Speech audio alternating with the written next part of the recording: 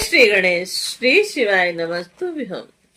पार्वती को प्राप्त करने के लिए जलंधर का शंकर के पास दूत प्रेक्षण उनके वचन से उत्पन्न क्रोध से शंभु के भूमध्य से एक भयंकर पुरुष की उत्पत्ति, उसके भयभीत जलंधर के दूत का पलायन और उस पुरुष का कीर्ति मुख नाम से शिव गणों में प्रतिष्ठित होना तथा शिव द्वार पर स्थित रहना। जय शिव शंकर। व्यास जी बोले कि हे सर्वज्ञ सनत कुमार देव ऋषि नारद के स्वर्ग लोक चले जाने पर उस दैत्य राज ने क्या किया, उसे विस्तार से मुझसे कहिए। सनत कुमार बोले कि उस दैत्य से कहकर नारद जी के स्वर्ग लोक चले जाने पर पार्वती के रूप के श्रवण से वह दैत्यराज जलंधर काम जोर से पीड़ित हो गया और उसके बाद काल के अधीन होने से उनकी बुद्धि नष्ट हो गई और मोह को प्राप्त हो उसने सेही के नामक दूत को बुलाया और उसे आया हुआ देखकर काम से आक्रांत मन वाला वह सागर पुत्र जलंधर उसे समझाकर कहने लगा। जलंधर बोला, हे दूतों में श्रेष्ठ और हे सभी कार्य सिद्ध करने वाले, हे महाप्राज्ञ और सिंही का पुत्र, तुम कैलाश पर्वत पर जाओ और वहां पर जट्टा धारण किए हुए सर्वांग में भस्म लपेटे हुए परम विरक्त तेजस्वी एवं जितेंद्रिय शिव नामक योगी रहता है। हे दूत, उस जटाधारी परम विरक्त योगी शंकर के पास जाकर भय रहित मन से तुम मेरा संदेश इस प्रकार कहना। हे योगिन, हे दया सिंधु, वन में निवास करने वाले और भूत प्रेत पिशाच आदि से सेवित आपको स्त्री रतन से क्या प्रयोजन है। हे योगिन, जब समस्त भुवन अधिपति मुझ जैसा स्वामी विद्यमान है तब तुम्हें ऐसा करना उचित नहीं है। अतः तुम अपनी स्त्री रतन सभी रत्नों का सेवन करने वाले मुझे दे दो और तुम इस बात को जान लो कि सारा चराचर जगत मेरे अधीन है और त्रिलोकी में जो जो उत्तम रतन है वे सब मेरे अधीन है। मैंने ऐरावत हाथी का उच्चे श्रवा घोड़ा एवं परिजात वृक्ष बलपूर्वक सहसा छीन लिया है। ब्रह्मा का हंस युक्त विमान मेरे आंगन में विद्यमान है और जो रतन स्वरूप महादिव्य एवं अद्भुत है, कुबेर का महापद आदि दिव्य निधि रत्न तथा स्वर्ण की वर्षा करने वाला वरुण का छत्र मेरे घर में है और सर्वदा विकसित कमलों वाली किंजलकिनी नामक मेरे पिता की माला तो मेरी ही है और जो जलाधिपति वरुण का पाश भी मेरा ही है और मृत्यु की सर्वश्रेष्ठ शक्ति जिसका नाम उत्क्रांति दा है, उसे मैंने मृत्यु के बल छीन लिया है, उस मृत्यु से बलपूर्वक छीन लिया है। अग्निदेव ने मुझे दिव्य परम पवित्र तथा कभी भी मलिन न होने वाले 2 वस्त्र दिए हैं और इस प्रकार हे योगींद्र, सभी रतन मेरे पास सुशोभित हैं और हे जटाधर, तुम भी मुझे अपनी स्त्री प्रदान करो।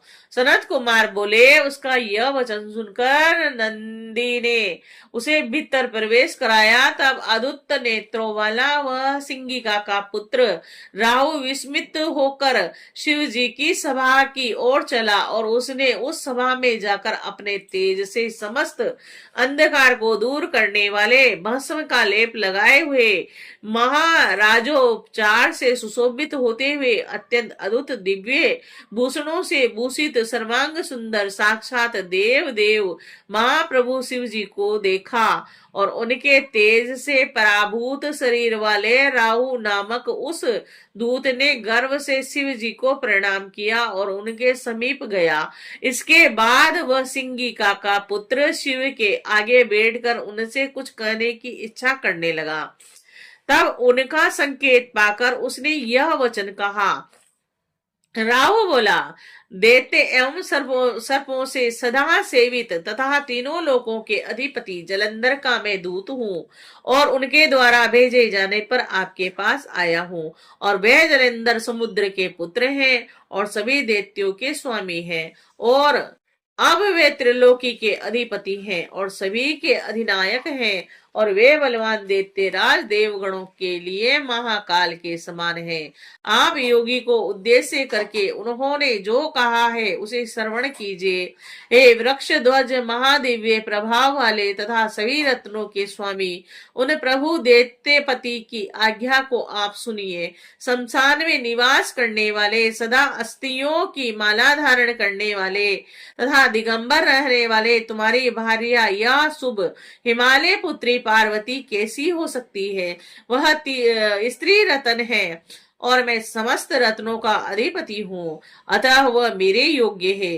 भिक्षा मांगकर खाने वाले तुम्हारे योग्य वह नहीं है।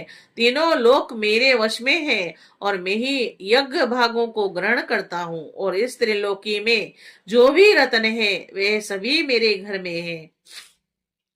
रत्नों का उपभोग करने वाले हम हैं और तुम तो दिगंबर योगी हो। तुम अपना स्त्री रत्न मुझे प्रदान करो, क्योंकि प्रजाएं राजा को सुखी देने वाली होती है।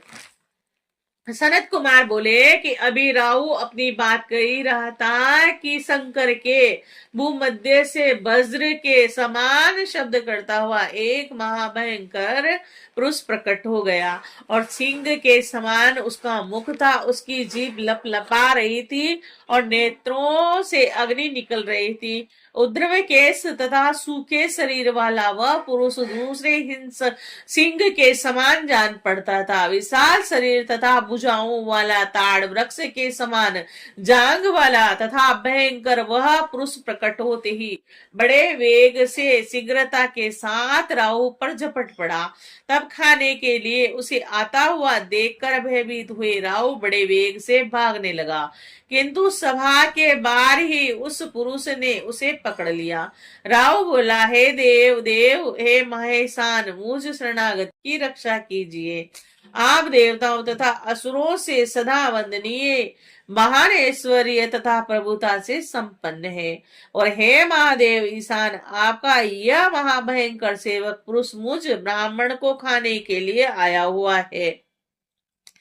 हे देवेश, हे शरणागत वत्सल, इस पुरुष से मेरी रक्षा कीजिए, जिससे यह मुझे खा न सके, और आपको बार बार नमस्कार है। सनत कुमार बोले कि हे मुने, जब ब्राह्मण की बात सुनकर दीनों तथा अनाथों से प्रेम करने वाले प्रभु महादेव ने अपने उस गण से कहा, महादेव बोले कि हे गण सप्तम, शरण में आए हुए राहु नामक ब्राह्मण दूत को छोड़ दो, क्योंकि ऐसे लोग शरण के योग्य, रक्षा के पात्र होते हैं और दंड के योग्य नहीं होते हैं। सनत कुमार बोले, करुणामय हृदय वाले गिरिजापति के ऐसा कहने पर उस गण ने ब्राह्मण यह शब्द सुनते ही राहु को सहसा छोड़ दिया।